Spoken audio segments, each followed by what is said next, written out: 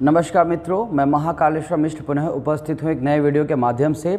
आज हम इस शॉर्ट वीडियो में बहुत ही संक्षिप्त में बातचीत करेंगे डाउरी प्रोहिबिशन एक्ट के बारे में, दहेज प्रतिषेध अधिनियम 1961 के बारे में बातचीत करेंगे। जैसा कि आप यहाँ पर देख रहे हो कि ये एक्ट नंबर 28 1961 का, वो 20 मई 1961 को राष्ट्रपति की सहमति मिली। बाद में यह एक्ट कह सकते हैं कि 1 जुलाई 1961 को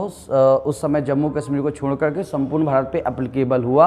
और बाद में इसको जम्मू कश्मीर में भी लागू कर दिया गया। कब? 31 अक्टूबर 2019 को, जब कह सकते हैं कि जम्मू एंड कश्मीर रीऑर्गेनाइजेशन जो एक्ट है उसके द्वारा, तो उसके पीछे जो 5th शेड्यूल है उसके एंट्री नंबर आपका कह सकते हैं एंट्री नंबर जो 18 है उसके द्वारा इसको द होल ऑफ इंडिया संपूर्ण भारत पर लागू कर दिया गया। सेक्शन 2 में डाउरी की परिभाषा बताई गई है। यहाँ पे बहुत ही स्पष्ट शब्दों में बताया गया है, एनी प्रॉपर्टी, किसी प्रकार की संपत्ति, फिर चाहे वो जंगम हो या स्थावर हो, मूवेबल हो या इनमूवेबल प्रॉपर्टी हो, कोई वैल्यूएबल सिक्योरिटी, मूल्यवान प्रतिभूति। यहाँ पे ध्यान रखिएगा, मूल्यवान प्रतिभूति का वही अर्थ लिया जाएगा जो भारतीय दंड संहिता इंडियन पेनल कोड की सेक्शन 30 में बताया गया है। विवाह के समय, बिफोर द मैरिज या ड्यूरिंग द मैरिज या आफ्टर द मैरिज, ठीक है ना, विवाह के पहले, विवाह के समय या विवाह के बाद जो विवाह के पक्षकार हैं, पार्टी ऑफ एनी मैरिज, तो एक दूसरे से मांगते हैं तो वो यहाँ पर डाउरी के अंतर्गत आएगा। लेकिन यहाँ पे बहुत ही स्पष्ट शब्दों में बताया गया है, मुस्लिम शरीयत लॉ है उसके तहत जो मेहर, ठीक है ना, जो मेहर है वो डाउरी के डेफिनेशंस के अंतर्गत नहीं आएगा। तो यहाँ पर अगली धारा है सेक्शन 3 जो basically penalty for giving taking dowry, यानी कि दहेज लेने देने के लिए दंड शास्ति का प्रावधान करती है। बहुत ही स्पष्ट शब्दों में यहाँ पे बताया गया है कि कोई भी दहेज लेगा या देगा उसको मिनिमम यानी कि न्यूनतम 5 वर्ष की सज़ा मिलेगी, कारावास मिलेगा, इम्प्रिजनमेंट मिलेगा और जुर्माना भी उसके ऊपर इम्पोज किया जाएगा। ध्यान रखिएगा, यहाँ पे प्लस मैंने लिखा है, यानी कि और जुर्माना। जुर्माना कितना होगा? मिनिमम जुर्माना होगा 15,000 रुपये, बाकी वो डाउरी के अमाउंट तक हो सकता है। तो 15,000 या जो डाउरी अमाउंट होगी, विच एवर इज़ मोर, उन दोनों में से जो भी ज़्यादा होगा उस अमाउंट तक जुर्माना अधिरोपित यहाँ पर किया जा सकता है। इसके बाद सेक्शन 3 यदि आप देखोगे बहुत सारी बातें करती है, लेकिन काम की चीज़ जहाँ पर अधिकांशतः प्रश्न बनते हैं,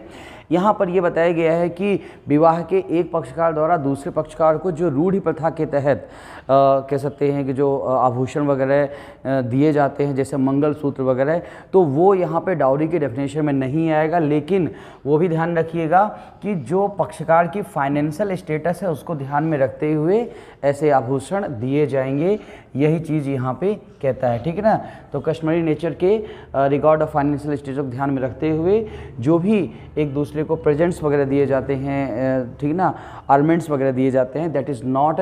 द पार्ट ऑफ डाउरी, यहाँ पर ध्यान में रखिएगा। सेक्शन 4 की हम बातचीत करते हैं तो section 4 penalty for demanding dowry, यानी कि यहाँ पर बहुत ही स्पष्ट शब्दों में बोला गया है कि कोई भी दहेज मांगता है उसके लिए सज़ा की बातचीत करती है। बहुत ही सिंपल सी धारा है, मिनिमम 6 मंथ की कारावास जो बढ़ कर के 2 ईयर हो सकता है, प्लस, ठीक है ना, यानी कि अनिवार्य इसके साथ फाइन, तो 10,000 रुपये तक का फाइन यहाँ पर इम्पोज किया जा सकता है।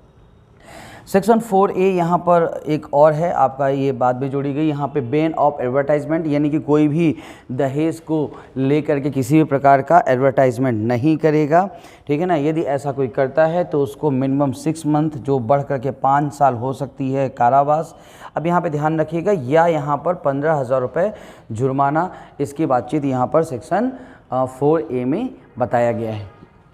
अगली जो धारा है वो धारा 5 है जो बहुत ही स्पष्ट शब्दों में कहती है, agreement for giving taking dowry to be void, यानी कि दहेज लेने देने के लिए यदि कोई भी करार किया गया है तो ऐसा करार जो है तो बिल्कुल साफ साफ कहता है कि शून्य होगा, ये कहता है आपका सेक्शन 5। सेक्शन 6 की बातचीत करते हैं तो ये बहुत ही महत्वपूर्ण धारा है। देखिए, कोई भी दहेज फिर भी यदि लिया या दिया गया है या दहेज के नाम पे कोई गिफ्ट्स वगैरह दिए गए हैं तो वो सभी जो है तो किसकी प्रॉपर्टी मानी जाती हैं? स्त्री, यानी कि जो वुमेन, उस विवाह के पक्षकार में जो महिला पक्षकार होती है उसकी संपत्ति मानी जाती है। तो यहाँ पे साफ साफ कहता है कि dowry to for the benefit the wife and her heirs, यानी कि जो वाइफ होती है, पत्नी होती है, और उनके जो उत्तराधिकारी होते हैं उनके बेनिफिट्स के लिए डाउरी यहाँ पर कह सकते जो ली जाती है। तो यहाँ पे साफ साफ कहता है कि डेट ऑफ मैरिज, यानी कि विवाह की तारीख से, या फिर डेट ऑफ डायरी, यदि कोई मतलब कह सकते हो बाद में कभी दहेज लिया गया, विवाह के बाद लिया गया है,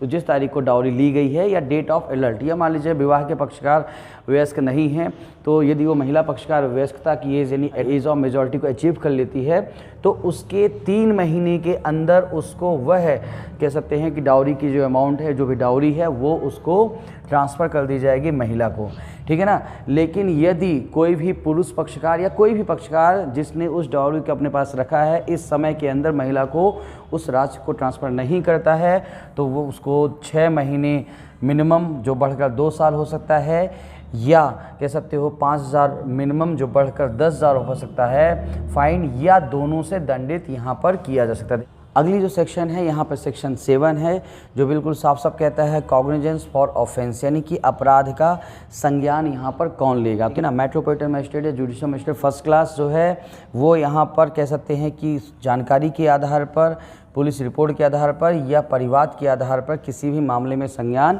ले सकते हैं। सीआरपीसी की सेक्शन 36 जो लिमिटेशन की बातचीत करती है, परिसीमा की, यानी कि किसी भी मामले में संज्ञान लेने के लिए परिसीमा की बातचीत करती है, वो पर्टिकुलर चैप्टर आपकी यहाँ पर इस अधिनियम पर लागू नहीं होगा, ये कहता है। सेक्शन 8 में बेसिकली ये बताया गया है कि इस नियम के तहत जितने भी अपराध बताए गए हैं वो सभी कह सकते हैं कॉग्निबल इन संज्ञेय हैं,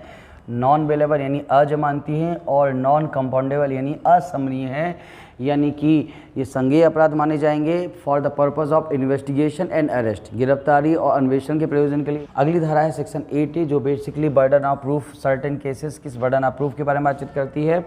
फिर उसके बाद सेक्शन 8 जो बी है, ये बेसिकली जो है तो डाउरी प्रोहिबिशन ऑफिसर की नियुक्ति के बारे में, अपॉइंटमेंट के बारे में बातचीत करती है। ध्यान रखिएगा, डाउरी प्रोहिबिशन ऑफिसर की जो अपॉइंटमेंट है वो किसके द्वारा, राज्य सरकार के द्वारा की जाती है, और साथ में इसको एडिशनल पावर जो है तो कन्फर्म की जाती है, दी जाती है। तो एक तरह से कह सकते हैं कि इसको पुलिस ऑफिसर की एडिशनल पावर दी जाती है, और साथ में इसको मदद करने के लिए एडवाइजरी बोर्ड को कॉन्स्टिट्यूट करती है राज्य सरकार, जिसमें 5 सोशल वर्कर होते हैं, ये यहाँ पर ध्यान में रखने वाली बातचीत है। इसके बाद लास्ट की 2 धाराएं हैं जो पावर टू मेक रूल के बारे में बातचीत करती है। तो धारा 9 में केंद्र सरकार के द्वारा नियम बनाने की शक्ति बताई गई है, और जो इसकी लास्ट सेक्शन है वो धारा 10 में है, राज्य सरकार की नियम बनाने की शक्ति बताई गई है। तो इस प्रकार से बहुत ही संक्षिप्त में मैंने दहेज प्रतिशत अधिनियम को समझाने का प्रयास किया। धन्यवाद।